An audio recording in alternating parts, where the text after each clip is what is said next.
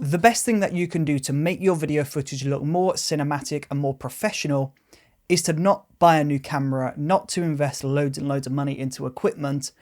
It's to improve your lighting skills. Lighting is one of the biggest contributing factors to how your footage looks. Not only does light help to expose the video properly and allow your camera to shine, you can also use lighting to help tell your story. You can create a mood and atmosphere, and you can creatively use lighting to elevate your video. And now there is a lot that goes into lighting. There are many different lighting techniques and there's loads of different lights that you need to be aware of, but I'm just going to talk about 2 setups and then how to work with natural light in this episode. Now the first lighting setup is going to be your traditional go-to lighting setup. This is going to be safe for most setups. And this is your 3-point lighting. 3-point lighting is going to give you a really soft, natural look, and this is going to work great for interviews. It's going to work great for this style of talking head video if you're filming music videos. 3-point lighting can be really great, and you can modify it so that you use different colors as well. But your 3-point lighting consists of 3 lights. You've got your key, fill, and backlight. So in order to do your 3-point lighting, you want to put your first light, your key light, next to the camera.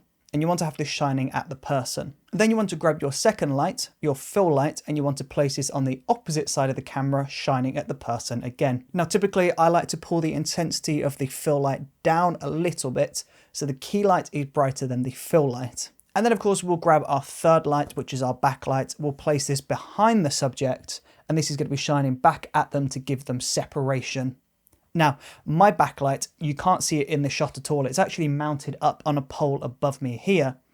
But if I just quickly turn it off and turn it back on again, you'll see how much of a difference it's making in this setup. So there you go. I've just turned off the backlight and you can see my hairline just disappears into the background. The shot all of a sudden feels a bit flat. There's not as much depth here. So most beginner filmmakers will think that they need light and they'll put lights next to the camera. But the one takeaway that I want you to take from this is to use a backlight. Your backlight is the one thing that will make your video look more professional. Now, of course, you don't need a 3-point lighting setup. You can get away with a 2-point lighting setup. And when done correctly, this can actually look quite dramatic. So in order to do a 2-point lighting setup, you want to just take away the fill light. So you've got your key and your backlight, just take away the fill light and you're good to go. Now, of course, I should note as well that your key light and your backlight should be opposite each other. So if your key light is on the left of camera, then your backlight should be on the opposite side. But if your key light is on the right of camera, then the backlight should be on the opposite side. So they should be diagonal. And then the fill light is just there to fill in the shadows if you were going for 3 points. Now, like I said, you can customize these as much as you like. You can move these lights around. You can lower the intensity of different lights. You could even use colored lights. You could use soft lights, hard lights.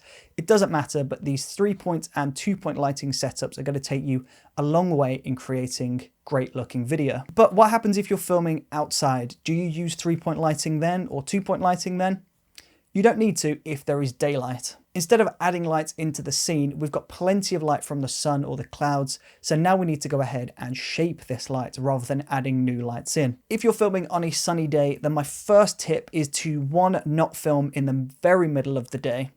When the sun's directly above you, there's nothing you can do. It's always going to be coming down and it's going to be giving you horrible raccoon eyes. It will give you those really harsh shadows under the eyes, under the neck. Never looks great. So film just before midday or just after midday when the sun is just at a bit of an angle in the sky. This way you can turn the person away from the sun and use the sun as a backlight rather than having it directly above.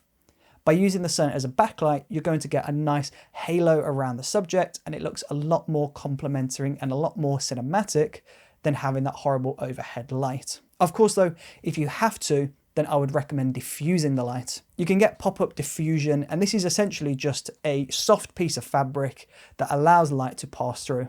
It's a bit like a portable cloud. The clouds in the sky diffuse that harsh sunlight and we get soft lighting. That's what this pop-up diffusion kit is going to do. So just hold this above the person that you are filming and that's going to soften that light off really nicely. Of course as well, you can also bounce light and you can take light away.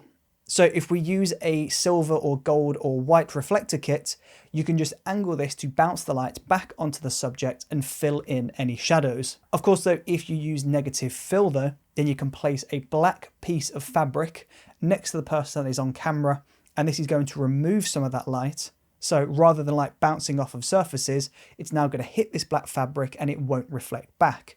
So you're going to kill some of that light bouncing back onto the face, and this is going to create more depth and look more moody. So rather than adding light into the scene when you're filming outside, you can control the natural light by either using diffusion, bounce, or negative fill. So essentially you're softening the light, bouncing light back on, or taking away the light. Of course, there is a lot more that goes into lighting. We didn't talk about color lighting, hard and soft lighting, and all of the other different lighting setups that you can experiment with.